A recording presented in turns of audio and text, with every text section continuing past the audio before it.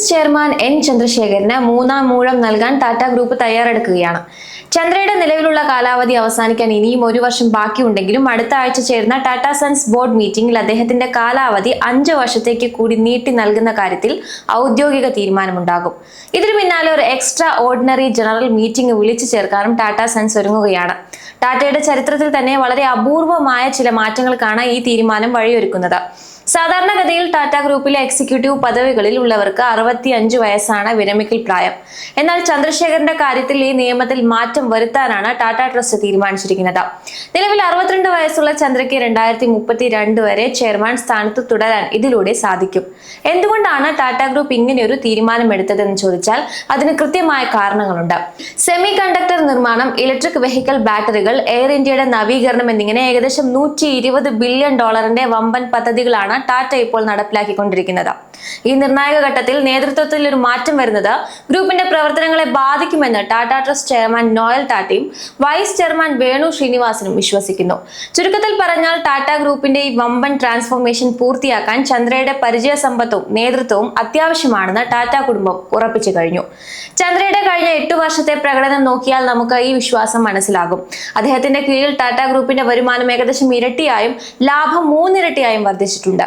2025 സാമ്പത്തിക വർഷത്തിൽ മാത്രം ഗ്രൂപ്പിന്റെ മൊത്തം വരുമാനം 15.34 ലക്ഷം കോടി രൂപയായിരുന്നു.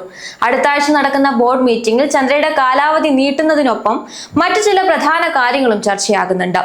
TCSന്റെ ആർട്ടിഫിഷ്യൽ ഇന്റലിജൻസ് മേഖലയിലെ പുതിയ പ്ലാനുകളെ കുറിച്ചും എയർ ഇന്ത്യയുടെ ടാറ്റ ഇലക്ട്രോണിക്സിന്റെയും പുതിയ അപ്ഡേറ്റുകളെ കുറിച്ചും ബോർഡ് വിലയിരുത്തും.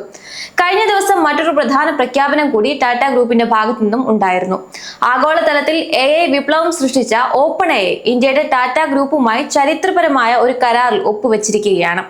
ടാറ്റയുടെ പുതിയ ഡാറ്റാ സെന്റർ ബിസിനസ്സിലെ ആദ്യത്തെ വലിയ ഉപഭോക്താവായി ഇനി OpenAI മാറും. ടാറ്റ കൺസൾട്ടൻസി സർവീസസിന്റെ കീഴിലുള്ള ഹൈപ്പർ വോൾട്ട് എന്ന ഡാറ്റാ സെന്റർ യൂണിറ്റ് ആണ് OpenAIയുമായി ഈ പങ്കാളിത്തത്തിൽ ഏർപ്പെട്ടിരിക്കുന്നത്. ഇതിന്റെ ഭാഗമായി 100 മെഗാവാട്ട് കപ്പാസിറ്റിയുള്ള ഡാറ്റാ സെന്റർ സേവനങ്ങളാണ് OpenAI ആദ്യഘട്ടത്തിൽ ഉപയോഗിക്കുക. ഭാവിയിൽ ഇത് 1 ഗിഗാവാട്ട് വരെയായി വർദ്ധിപ്പിക്കാനും പദ്ധതിയുണ്ട്.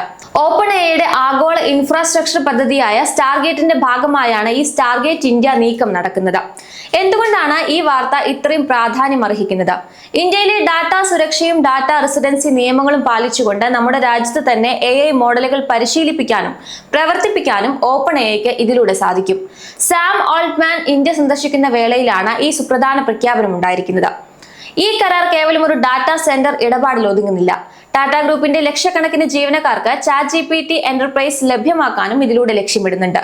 ബാങ്കിംഗ്, റീറ്റെയിൽ, മാനുഫാക്ചറിംഗ് തുടങ്ങിയ മേഖലകളിൽ അത്യാധുനികമായ ഏജന്റിക് AI സൊല്യൂഷനുകൾ വികസിപ്പിക്കാൻ TCSഉം OpenAIയും കൈകോർക്കും. കൂടാതെ 1 ദശലക്ഷം ഇന്ത്യൻ യുവാക്കൾക്ക് AI പരിശീലനം നൽകാനും സന്നദ്ധ സംഘടനകൾക്കായി പ്രത്യേക സാങ്കേതിക ടൂൾ കിറ്റുകൾ നിർമ്മിക്കാനും ഈ പങ്കാളിത്തം വഴിയൊരുക്കും. ചുരുക്കത്തിൽ ലോകത്തിലെ ഏറ്റവും വലിയ IT കമ്പനികളിലൊന്നായ TCSഉം ലോകത്തെ ഏറ്റവും മുൻനിര AI കമ്പനിയായ OpenAIയും ഒന്നിക്കുമ്പോൾ ഇന്ത്യ ഒരു ആഗോള AI ഹബ്ബായി മാറുന്ന കാഴ്ചയാണ് നമ്മൾ കാണുന്നത്. ടാറ്റ ഗ്രൂപ്പിന്റെ ഇത്തരം ഭാവി പദ്ധതികൾക്ക് ചന്ദ്രശേഖരന്റെ ഈ മൂന്നാം മൂഴം വലിയ കരുത്താകുമെന്ന് സാമ്പത്തിക വിദഗ്ധരും വിലയിരുത്തുന്നു.